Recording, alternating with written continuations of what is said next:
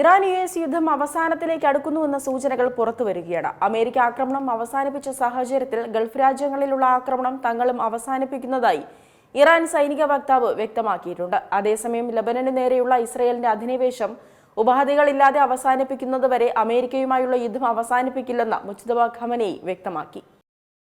ഇറാൻ-US യുദ്ധം അവസാനത്തിലേക്ക് അടുക്കുന്നുവെന്ന സൂചനകളാണ് പുറത്തുവരുന്നത്. ഇന്നലെയും ഇറാന് നേരെ അമേരിക്കൻ ആക്രമണം ഉണ്ടായിരുന്നില്ല. അമേരിക്ക ആക്രമണം അവസാനിപ്പിച്ച സാഹചര്യത്തിൽ ഗൾഫ് രാജ്യങ്ങളിലെ US സൈനിക താവളങ്ങൾ കേന്ദ്രീകരിച്ചുള്ള ആക്രമണം തങ്ങളും അവസാനിപ്പിക്കുന്നതായി ഇറാൻ സൈനിക വക്താവ് വ്യക്തമാക്കിയിട്ടുണ്ട്. ജൂൺ 17 പ്രാബല്യത്തിൽ വന്ന സമാധാന കരാർ ലംഘിച്ചായിരുന്നു തുടർച്ചയായ 13 ദിവസം ഇറാന് നേരെ അമേരിക്ക ആക്രമണം നടത്തിയത്. ഇതിന് തിരിച്ചടിയായി ഗൾഫ് രാജ്യങ്ങളിലെ US സൈനിക താവളങ്ങളിൽ ഇറാനും ശക്തമായ പ്രത്യാക്രമണം നടത്തിയിരുന്നു.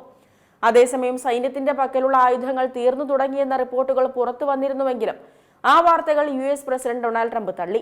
USന്റെ കൈവശം ആവശ്യത്തിലധികം ആയുധ ശേഖരമുണ്ടെന്ന് ട്രംപ് മാധ്യമങ്ങളോട് പറഞ്ഞു. അതേസമയം ലബനനിലെ ഹിസ്ബുള്ള പോരാളികളെ പ്രകീർത്തിച്ചും പിന്തുണ ആവർത്തിച്ചും ഇറാന്റെ പരമോന്നത നേതാവ് മുജ്തബ ഖമനേയി രംഗത്തെത്തിയിട്ടുണ്ട്.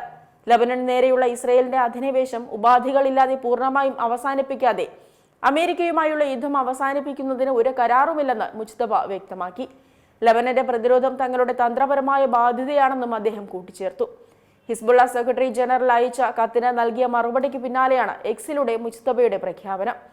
ഹിസ്ബുള്ള പോരാളികളുടെ ക്ഷമയെയും ത്യാഗത്തെയും പ്രകീർത്തിച്ച അദ്ദേഹം ഇസ്രയേലിനെതിരായ ചെറുത്തുനിൽപ്പിന്റെ മുൻനിരയിലെ തകരാത്ത പാറ എന്നാണ് ഹിസ്ബുള്ളയെ വിശേഷിപ്പിച്ചത്.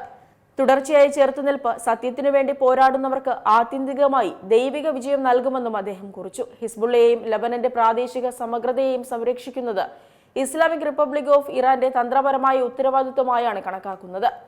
അമേരിക്ക അടിച്ചേൽപ്പിച്ച യുദ്ധം അവസാനിപ്പിക്കുന്നതിനുള്ള ഏതൊരു കരാറിലും ലബനനു നേരെയുള്ള ഇസ്രയേൽ ആക്രമണം അവസാനിപ്പിക്കുന്നത് ഉൾപ്പെടണമെന്നും അദ്ദേഹം ആവശ്യപ്പെട്ടു.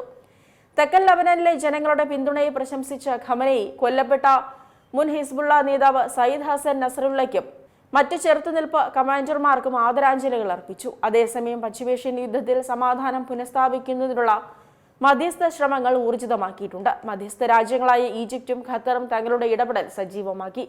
ഏകദേശം 2 ആഴ്ചയോളം ദിവസേനയുണ്ടായ വ്യോമാക്രമണങ്ങൾ നിർത്തിവെക്കാൻ ഡൊണാൾഡ് ട്രംപ് ആവശ്യപ്പെടുകയായിരുന്നു.